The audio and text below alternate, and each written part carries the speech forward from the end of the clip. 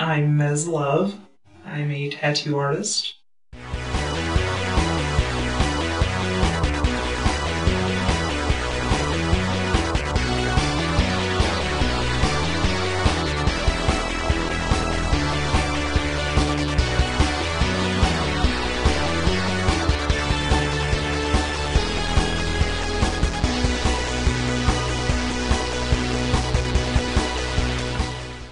I started tattooing just pretty much out of high school. I just remember the first time I saw a tattoo magazine, I knew when I was like 10 years old that that was the coolest idea ever. I was already an artist, I always wanted to do something, and it just made perfect sense for me. So I had my, run-of-the-mill, I don't know what I would do when I grow up kind of jobs. I did the 7-Eleven job, the Village Inn job, delivered newspapers, worked at the newspaper at the Coloradoan, putting the ads in the newspapers, telemarketing, all the really fun stuff, usually for about 2 months, and then I'd get bored of it and quit and move on to something else. And then lucked out and found a place that would let me start tattooing, and haven't looked back since.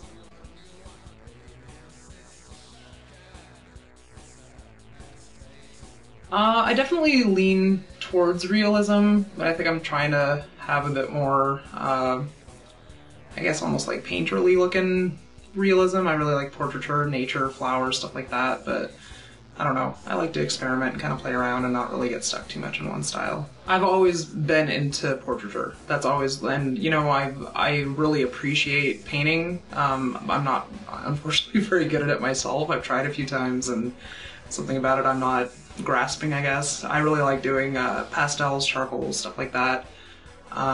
But it's pretty much always been faces, people, stuff like that. I'm really into any era, any style, anything from the Renaissance to Picasso to whatever, as long as it's a face and it's got some kind of human emotion or whatever. That's definitely my cup of tea. Joshua Carlton's one of my biggest influences.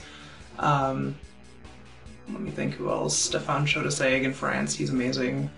Bob Tyrrell, Tom Renshaw, a lot of portrait artists, mostly, obviously I'm naming tattoo artists here, but, local, friends, there's people all over here, people that I work with, everybody influences me very much so.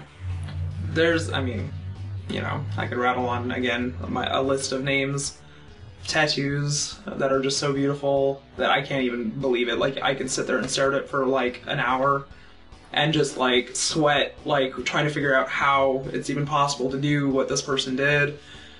And I'll never, wrap my brain around it, and it just stresses me out. And, I drove to Indiana to get tattooed by one of those people just so I could maybe if I saw it in person, I could understand it. And I think I picked up a couple of tricks, but still, and then, after I get back, he does some stuff that's even more amazing than anything he ever did before, and yeah, so. And then I'm just irritated because I look at it and I'm like, that's not even possible. You can't do that. That's not possible.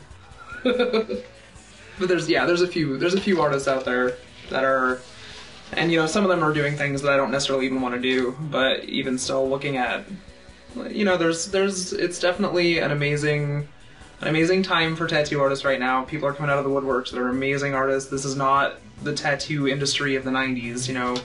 You can't just like slap an eagle on someone's arm and call yourself an artist. You have to be like planning and doing something amazing and every time one up yourself. And it's cool. I love it, and I hope that I'm still able to keep up 10 years, 20 years from now, because man, there's some damn good artists out there.